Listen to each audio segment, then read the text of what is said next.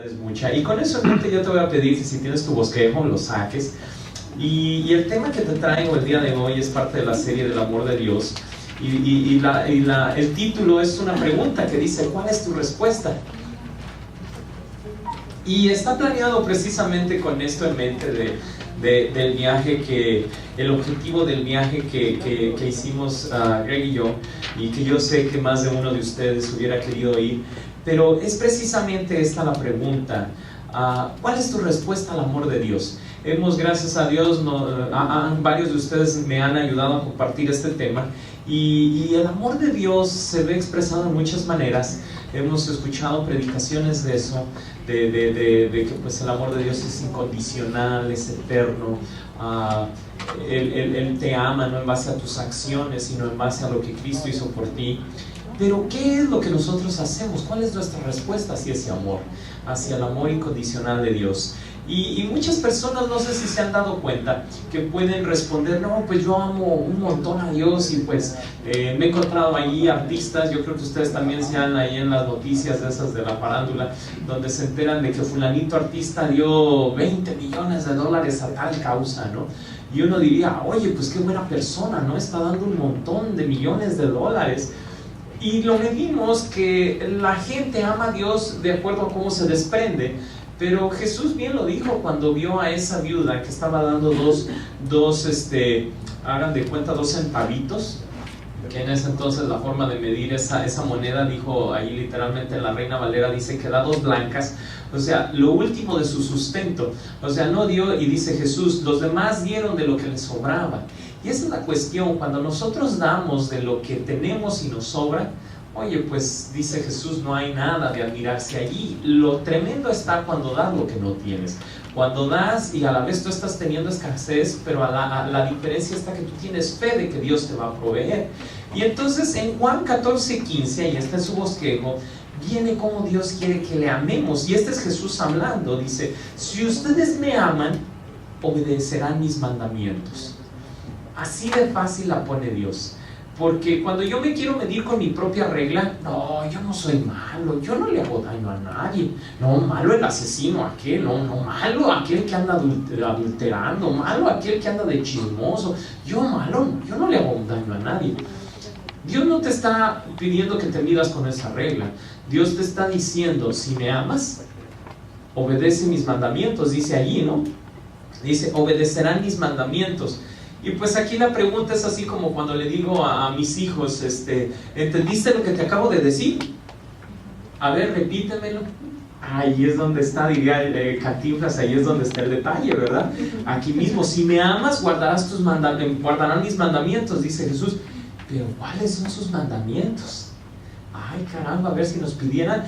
Porque hay quienes piensan que son los 10 mandamientos nada más, pero hay mucho más que los 10 mandamientos. Pero con los puros 10 mandamientos que nos supiéramos, pues... Pero gracias a Dios Jesús nos la pone fácil. Y le preguntaron a Jesucristo: ¿cuál es el mandamiento más grande? Y eso sí se lo saben, ¿verdad? Si no, el día de hoy se lo van a aprender. Ahí en Mateo 22 dice, del 37 al 40, dice: amarás al Señor tu Dios de todo tu corazón, toda tu alma y todas tus fuerzas. Ese es el gran mandamiento.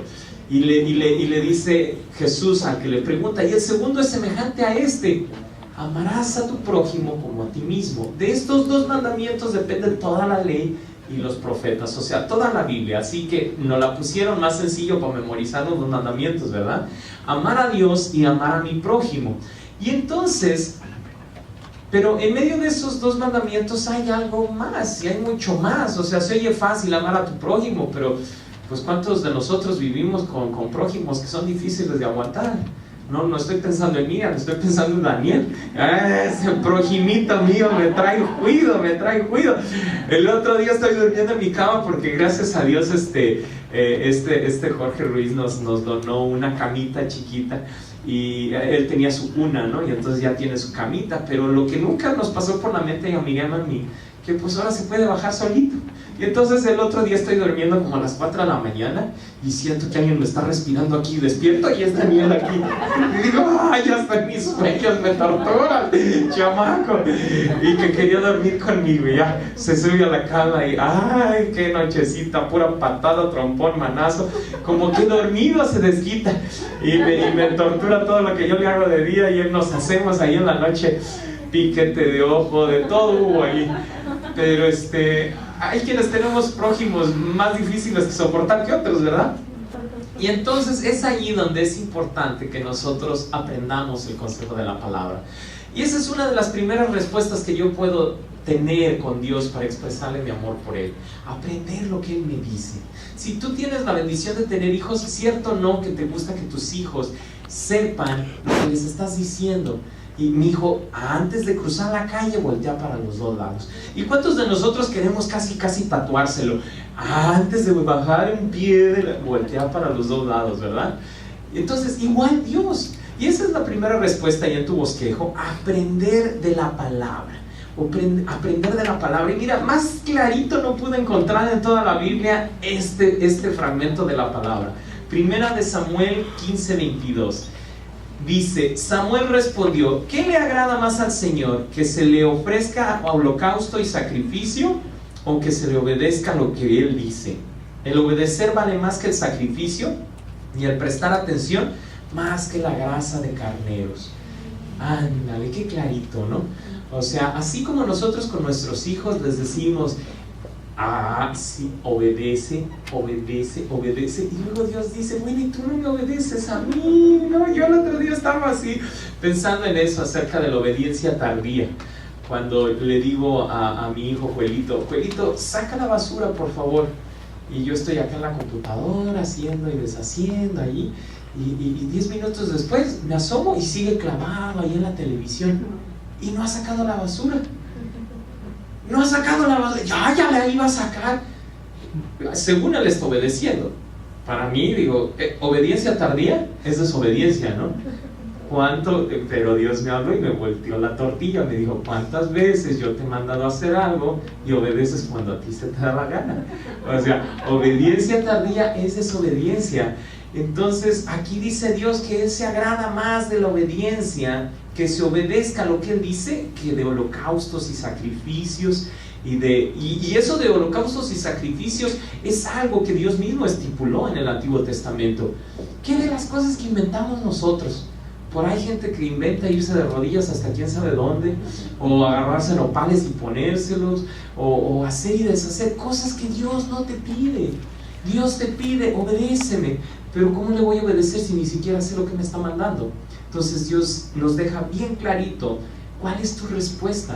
Si tú me amas, número 1, aprende mi palabra. ¿Para qué? Para que lo obedezcas, porque hay quienes la aprenden para aplicársela a los demás, pero ellos, bien, gracias. Entonces, aprender la palabra para aplicármela a mí. Bueno, dentro de ese punto, mira, te quise hacer un pequeño resumen de cómo leer la Biblia de una forma bien práctica. Primero, cuando tú lees la Biblia, trata de entender cuál es lo que significaba lo que estás leyendo, o sea, ese pedazo de escritura cuando fue escrita. O sea, ahorita te voy a poner un pequeño ejemplo. Pero después de que encuentres el significado, entonces trata de encontrar la verdad eterna que hay en ese pedacito de texto que estás leyendo, o ese capítulo, o ese libro, lo que estés leyendo. Y lo más importante, el tercer paso, o sea, primero entiende lo que estás leyendo, segundo, búscale la verdad eterna, tercero, aplícatelo. Y es lo más importante, ¿cómo se aplica ahora a mí lo que estoy leyendo? Y entonces este texto que te voy a leer no tiene que ver con el tema, nada más lo estoy tomando como un ejemplo, por eso no está ahí en tu bosquejo.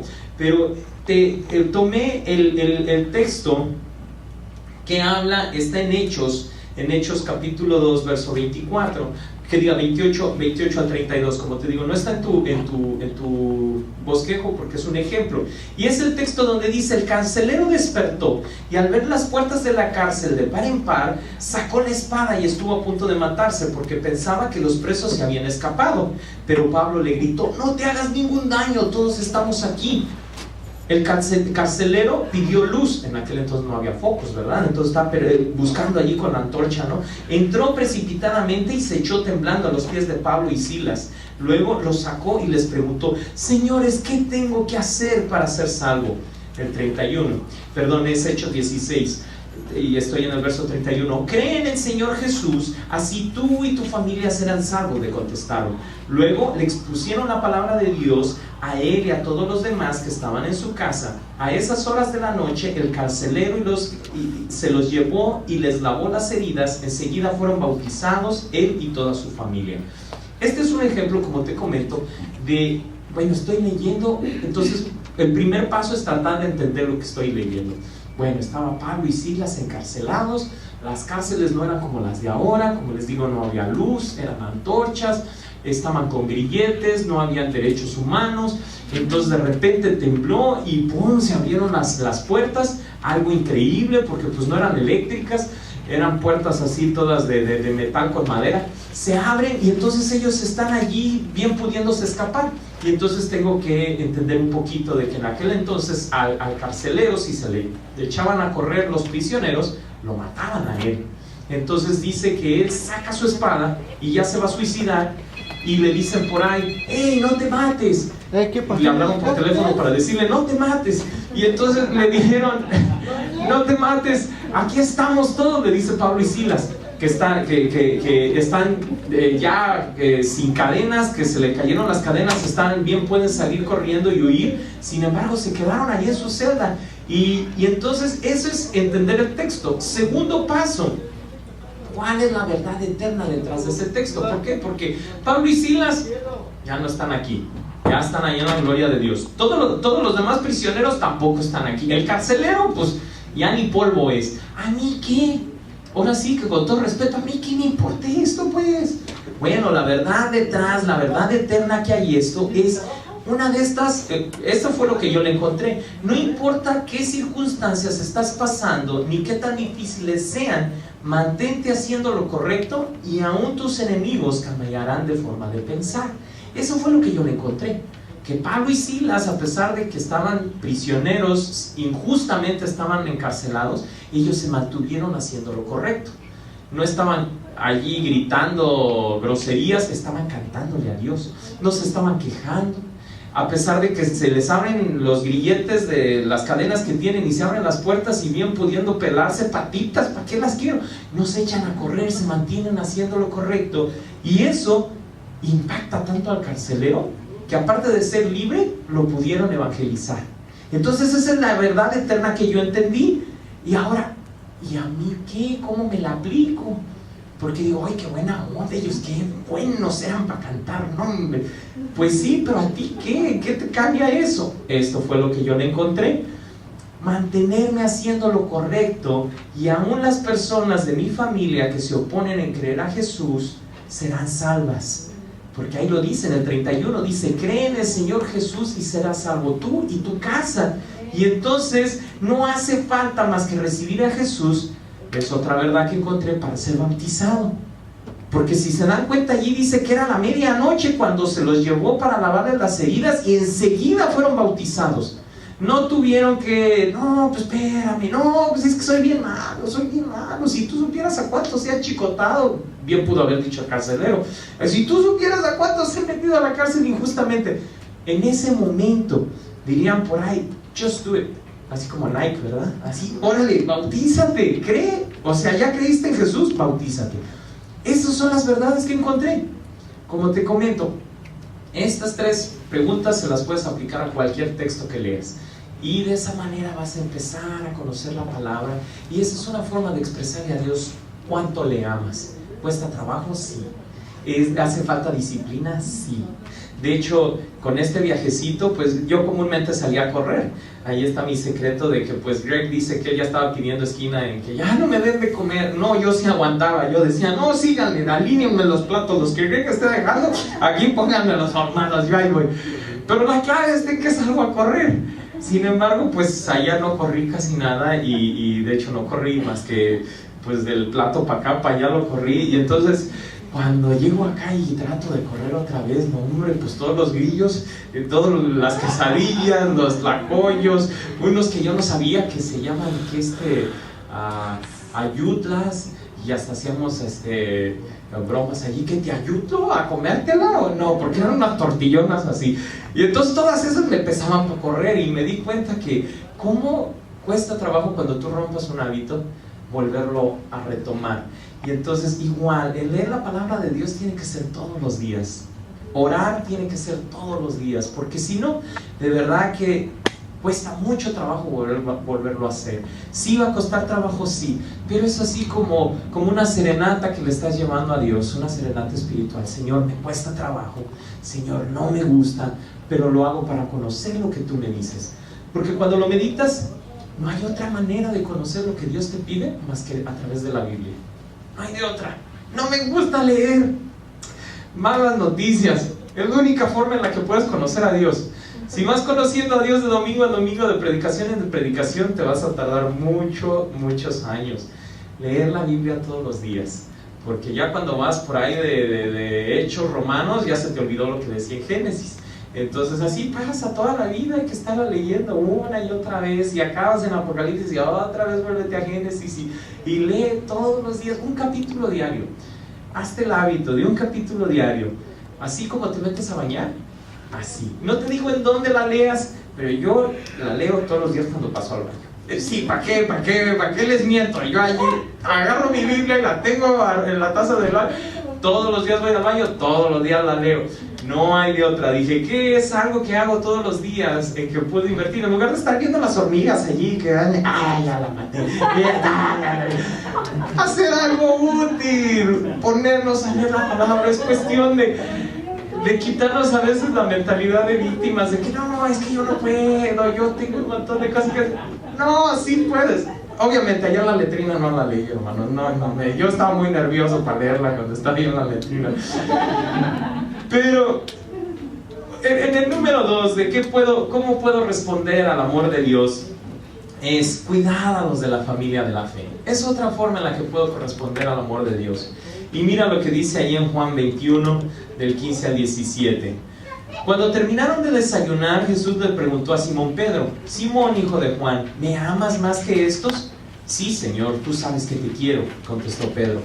Apacienta mis corderos, le dijo Jesús. 16. Y volvió a preguntarle: Simón, hijo de Juan, ¿me amas? Sí, Señor, tú sabes que te quiero. Cuida mis ovejas. En el 17. Por tercera vez Jesús le preguntó: Simón, hijo de Juan, ¿me quieres? A Pedro le dolió que por tercera vez Jesús le preguntara: ¿me quieres? Así que le dijo: Señor, tú lo sabes todo, tú sabes que te quiero. Apacienta mis ovejas, le dijo Jesús. Aquí no es que Dios o que Jesucristo, porque este es Jesucristo después de que resucita, que se encuentra con Pedro y le está preguntando. No es que Jesús no supiera el corazón de Pedro, sin embargo le está preguntando repetidas veces por varias situaciones. Primero 3 veces Pedro le negó, ¿verdad? Cuando estaban allí capturando a todos, capturaron a Jesús, salen todos los discípulos corriendo y lo ven a él y le dicen: ¡Hey, tú andabas con Jesús! Y Pedro dice: no es cierto, y lo negó 3 veces. Aquí 3 veces Jesús le pregunta, primeramente para reivindicarlo ahí en su ministerio. Segundo, es porque de verdad cuesta trabajo. Y date cuenta las respuestas que Jesús le está diciendo, y hasta lo subrayé. Le dice: apacienta mis corderos, cuida de mis ovejas, apacienta mis ovejas. ¿Qué diferencia hay entre oveja y cordero? No, hombre, pues me puse a investigar cuál es la diferencia, porque yo de ganadería no sé mucho, ¿verdad? Pero un cordero es un borrego pequeño, una oveja ya es una adulta. O sea, está diciendo que cuidemos a los de la familia de la fe, sean pequeños o sean grandes. Tenemos que cuidarnos entre nosotros, y esa es una forma en la que a Jesús, a Dios, le agrada y le demostramos nuestro amor. Ay, pero es que fulanito me cae gordo, si tú supieras cómo es. Apacienta mis ovejas. Ay, pero es que fulanito, cuida de mis corderos. Y hasta lo dice repetidamente, porque Dios sabe cómo somos. El estar en comunidad, en congregación, no es otro el objetivo más que cuidarnos los unos a los otros. Literalmente o físicamente, cuando una oveja se aparta del rebaño, el lobo se la come más fácilmente. Espiritualmente igual, cuando yo me aíslo de los hermanos, nadie sabe lo que me está pasando, viene el diablo y me engaña más fácilmente, me hace caer en mi pecado, o hay veces que hasta puede hacer que te suicides, ¿no? Espiritualmente o físicamente. Así que el ayudar a mi familia espiritual es por lo que hacemos los ministerios, como lo que han venido viendo, el ir a visitar a los orfanatorios, ir a repartir las mochilas, el estar con nuestros niños dándoles opciones para no celebrar cosas que la palabra dice que son desagradables para Dios. Oye, pues, ¿qué tiene de malo Halloween? No, pues a mí me fascinaría andar vestido allí de ¿qué les gusta? Del longe moco, ¿no? Y pidiendo dulces. No tiene nada de malo, a mis ojos no tiene nada de malo, pero Dios me está diciendo que eso no le agrada a Él. Entonces, estos ministerios que estás viendo que tenemos en la iglesia son para cuidar a los de la familia de la fe, pero hay más allá. Miren el punto 3, ayudar a los necesitados. La respuesta del 3 es ayudar a los necesitados. O sea, ¿qué hay de aquellos que no están aquí, que no son de nuestra familia espiritual, pero a la vez tienen necesidad? Un texto que desde hace muchos años, ya hace más de 15 años, no les digo para que no echen cuentas, pero ya llevo rato de tener un compromiso con Dios, de ser cristiano. Y este versículo es el que resume mi forma de pensar. Y es Jesucristo hablando y dice: el Espíritu del Señor está sobre mí, es Jesucristo hablando, por cuanto me ha ungido para anunciar las buenas nuevas a los pobres, me ha enviado a proclamar libertad a los cautivos y dar vista a los ciegos, a poner en libertad a los oprimidos, a pregonar el año del favor del Señor. Cuando analizas este texto que está leyendo Jesucristo, esto resume su ministerio. Esto es lo que Jesús vino a hacer a la tierra. Dice que el Espíritu del Señor vino sobre Él no para hacerlo famoso, no para andar aventando gente y tirarla, no para salir a la televisión, no para tener la mega iglesia, no. Dice, me ha enviado para anunciar las buenas nuevas a los pobres, me ha enviado a proclamar libertad a los cautivos, a dar vista a los ciegos, a poner en libertad a los oprimidos, a pregonar el año del favor del Señor. Eso es lo que en nosotros debe empezar a surgir conforme nos vamos enamorando más y más de Dios. ¿Cómo te puedo demostrar mi amor, Señor? No solamente aprendiendo la palabra, no solamente amándonos entre nosotros, sino amando a los que están allá afuera, a los que están en necesidad, a los pobres, no solamente a los pobres físicamente, sino a los pobres en espíritu, a proclamar a los cautivos que están no solamente en las cárceles físicas, sino cárceles de pecado, dar vista a los ciegos, no solo los ciegos físicos, sino los ciegos espirituales, a poner en libertad a los oprimidos. Eso es lo que va resumiendo la mentalidad de alguien que va amando a Dios. Mira Santiago 1:27 dice: la religión pura y sin mancha delante de Dios nuestro Padre es esta: atender a los huérfanos y a las viudas en sus aflicciones y conservarse limpio de la corrupción del mundo. Esa es la religión pura y sin mancha. Si te gustaría tener alguna religión, que lo que buscamos en el Evangelio es tener una relación con Dios, lo que buscamos es esta: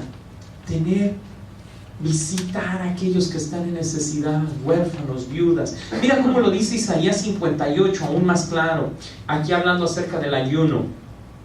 El ayuno que he escogido no es más bien romper las cadenas de injusticia y desatar las correas del yugo, poner en libertad a los oprimidos y romper toda atadura. Es Dios que le está preguntando al pueblo de Israel. Isaías 58, versículo 7. ¿No es acaso el ayuno compartir tu pan con el hambriento y dar refugio a los pobres sin techo?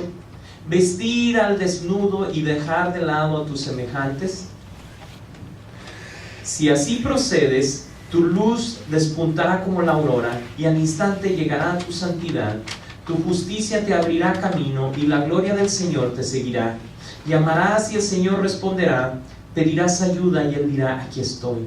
Si desechas el yugo de opresión, el dedo acusador y la lengua maliciosa, o sea, el chisme, ¿verdad?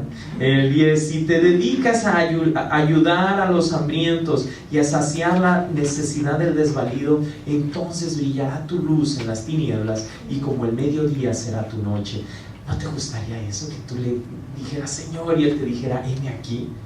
Wow, el versículo 11 dice: el Señor te guiará siempre, te saciará en tierras resecas y fortalecerá tus huesos. Serás como jardín bien regado, como manantial cuyas aguas no se agotan.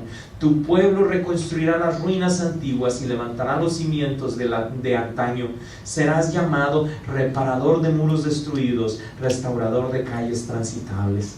Pues en otras palabras, vas a poder edificar matrimonios que estaban a punto de divorciarse o que ya se habían divorciado, familias disfuncionales. Vas a poder ayudar a gente que está en adicción. Pero ¿qué es lo que tengo que hacer primero? Sentir compasión por ellos, sentir dolor por aquellos que se pierden. Ese fue uno de los propósitos de ir a este viaje, no solamente ayudar en un poquito, porque lo que hicimos Greg y yo fue tan poquito lo que pudimos hacer. Sin embargo, en nosotros inició eso, ¿qué más, Señor? Ahora entiendo para qué me has llamado. Ahora entiendo que no solamente es congregarme en domingo. Ahora entiendo que no solamente es tener una religión. Es más, es planear a futuro. Y ese es el cuarto punto que te traigo. Ok, estamos viendo primero que amar a Dios, una de las formas que le puedo responder a Dios es el entender su palabra, aprender su palabra. Segundo, el preocuparme por la familia de la fe. Tercero, preocuparme por los que están allá. Una forma en la que yo le puedo demostrar a Dios mi amor o corresponder mi amor es planeando. Y aquí en este diagrama que te traje, tú vas a pensar que estamos jugando béisbol, pero no es eso. Ahí está en tu bosquejo.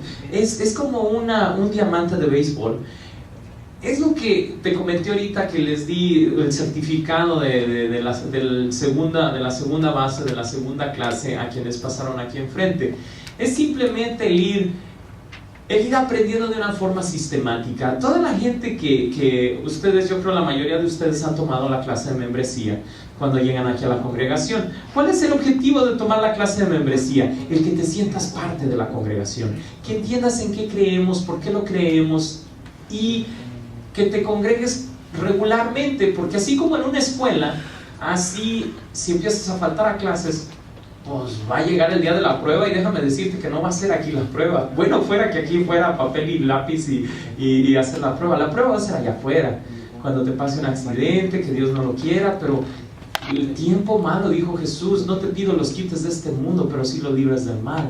Este mundo nos trae pruebas, y pruebas difíciles. Entonces es que seas parte de la membresía y que no faltes, y que vengas y que entiendas el por qué el pertenecer a una familia espiritual te va a ayudar mucho, echar raíces y ayudar a los demás, y a la vez que ellos te ayuden a ti. Entonces el principio es ser miembro, el pertenecer, que si no te has bautizado, te bautices. ¿Por qué? Porque no es invención mía, Jesús así lo dijo: aquel que quiera ser parte de mi familia tiene que empezar por bautizarse. ¡Qué sencillo, hombre! ¿A cuántos les gustaría que así fueran los exámenes para entrar a un trabajo? Tienes que ir a la alberca y echarte un clavado. Oye, pues qué suave trabajo. Pues sí, yo quiero entrar. Así de fácil es entrar a la familia de Dios. Vamos a un lugar donde hay agua. Déjame decirte que escuchaba una vez un testimonio de un hermano que estaba en la prisión, y ahí en la prisión conoció del evangelio. ¿Y saben cómo se bautizó? Ustedes creen, no, pues lo dejaron salir y pues allí en el parque, allí no, en un tambo de esos de metal de agua, allí. ¿Quién sabe cómo le hicieron para que se llenara el tambo con agua? Y allí le fue haciendo así hasta que cupo todo. Así se bautizó. De verdad, testimonio real.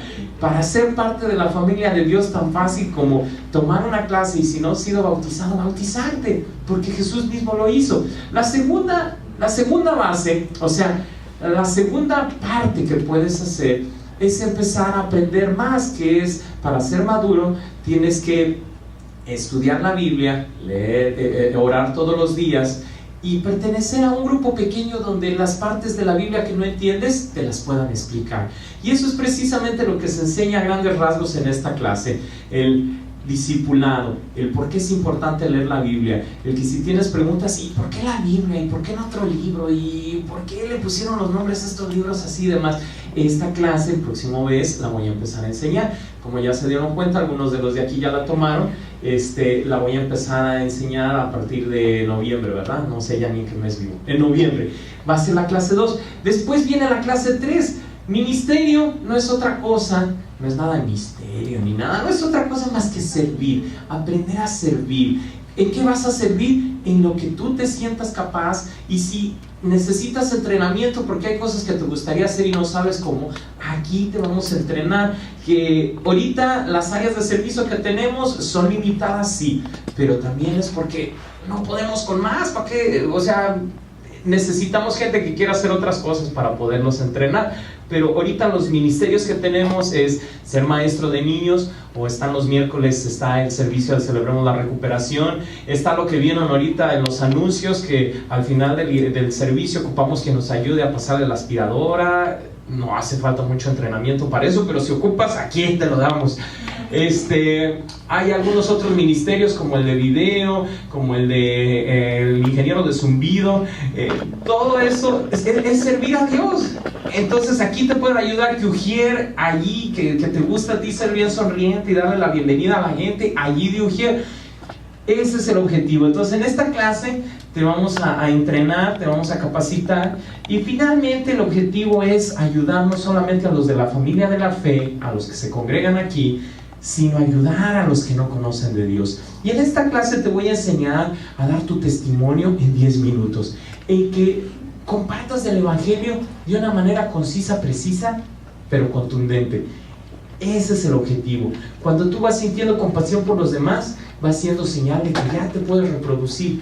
Y esa es una de las señales que diferencian a un niño de un joven que ya está listo para casarse: el reproducirse. Espiritualmente también, para diferenciar a alguien que es un niño espiritual a alguien que ya está maduro, es el reproducirse, el sentir carga por el que se pierde. Así que en Efesios 5, versículos 15 al 17 dice: así que tengan cuidado de su manera de vivir. No vivan como necios, sino como sabios, aprovechando al máximo cada momento oportuno, porque los días son malos. Por tanto, no sean insensatos, sino entiendan cuál es la voluntad del Señor. Con este texto en mente, mis queridos hermanos, en el mes de enero les voy a traer una serie, si Dios me permite, donde les voy a estar trayendo el plan de lo que vamos a estar haciendo en los próximos 10 años. Ustedes dirán: ¡ay, 10 años! ¿Qué onda? Pues si no sé lo que voy a hacer mañana, ¿ahora qué voy a hacer aquí a 10 años? El objetivo está en que si nosotros no planeamos espiritualmente hacia dónde queremos llegar, vamos a ir como una enredadera, para todos lados. Y como ustedes se dan cuenta, hay mucha necesidad afuera de estas 4 paredes. El verdadero campo misionero, el verdadero campo evangelístico empieza cuando sales por esa puerta. Ahí está. Empezando con tu casa, cómo tratas a los tuyos, cómo te comportas en el trabajo. Si te interesa el compañero que no conoce el Evangelio, te vale, pues si anda borracho, pues allá él es su dinero, es su bronca. El que se está divorciando, pues sí, es su vieja, ¿no? Y la mía, ¿no? A peor. Y andamos siendo igual que los que están allá afuera. Entonces no somos embajadores del reino de los cielos. Entonces por eso que tenemos que empezar a pedirle a Dios: Señor, enséñame, te amo, quiero hacer la diferencia. Si a ti te interesa la gente, a mí también quiero que me interese. Así que vamos a ir planeando. Les voy a traer el objetivo de aquí a 10 años, a dónde queremos llegar. Obviamente lo vamos a partir en pequeñas secciones, pero el objetivo primero es ser discipulados, el aprender para llegar así como en una escuela. Si tú quisieras ser dentista y llegaras a la clase y te dijera: van a ser 5 años lo que te va a tomar para graduar de dentista. 5 años viniendo todos los días, qué flojera. Pero ¿qué si te llevan al consultorio dental y entonces ves al dentista haciendo lo que hace y con el paciente, y entonces el dentista te platica de los beneficios que tiene su profesión, cómo ayuda a la gente, también te motiva un poquito con decirte cuánto gana, y entonces tú dices: ay, pues sí, 5 años pues no está tan mal.